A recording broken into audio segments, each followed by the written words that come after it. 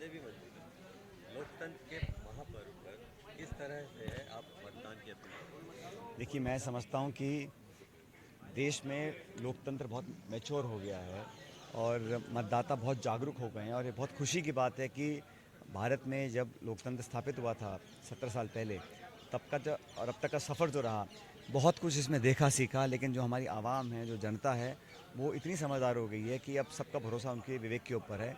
और कल राजस्थान में वोट पड़ेगा।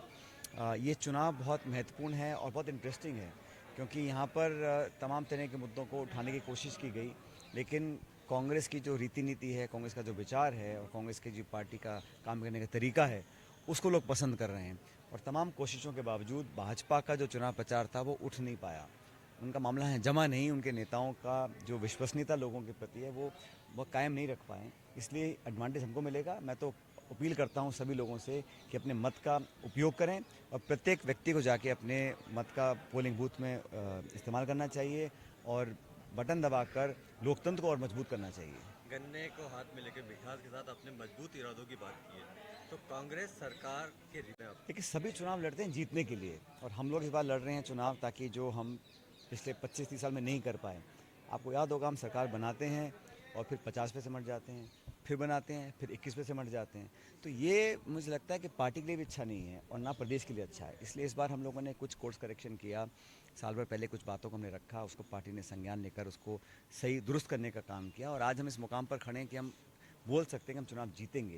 ये माहौल जो बना है, ये सब लोगों के प्रयास से बना है और मैं ऐसा महसूस करता हूँ कि जो रिस्पांस है पब्लिक का, मैं अनेकों जिलों में गया हूँ, पूरे प्रदेश में कैंपेन हम लोगों ने किया है, राहुल जी ने, प्रियंका जी ने, खड़गे साहब ने, तो उसका अच्छा इम्पैक्ट पड़ेगा। और इस बार कांग्रेस पार्टी की सरकार जैसे बन रही है मध्य प्रदेश, छत्तीसगढ़ में, राजस्थान में भी इस बार यहाँ कांग्रेस को बहुमत मिलेगा। जनता के लाडले सचिन पायलट मतदान की तारीख आते आते प्रधानमंत्री और अशोक गहलोत दोनों के लाडले बन गए। देखो, लाडले तो अगर किसी को बनना है तो पब्लिक का बनना चाहिए और लाडला बनने के लिए मुझे नहीं लगता कि किसी और नेता की ज़रूरत है। वो तो अपना त्याग, तपस्या, समर्पण, सेवा और लगातार जनता के बीच में रहकर जो रिश्ता कायम होता है, वही सबसे बड़ी पूंजी नेता की होती है और मैं उसी दिशा में काम कर रहा हूँ। इसी प्रकार के मेरे संस्कार हैं बचपन से। बहुत कुछ कहा गया, बहुत कुछ एलेज किया गया, लेकिन मैंने कभी भी कोशिश करी अपना संयम ना खोने की और हमेशा पब्लिक के बीच एक मर्यादित भाषा का प्रयोग करने की और लोकतंत्र को मजबूत करने में विरोधियों को भी आलोचना अगर हमें करनी है तो संयमित भाषा से करनी चाहिए। आप असैट हैं कांग्रेस करने लगे।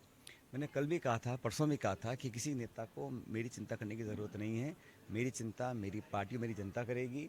हम उसके प्रति समर्पित हैं और विचारधारा को लेकर हमारा जो संघर्ष है उसमें हम लोग जीत कर आएंगे और देश भर में कांग्रेस पार्टी विजयी बनकर आएगी। पीएम मोदी साहब को तो लगता है कि आपका नाम लिए बिना चैन ही नहीं पड़ता था, नींद भी नहीं आती होगी, तो अब उनको नींद आएगी क्योंकि अब चुनाव प्रचार खत्म हो गया। देखिए, कल मतदान होगा और जो भी परिणाम आना है वो किसी के कहने से आने वाला नहीं है।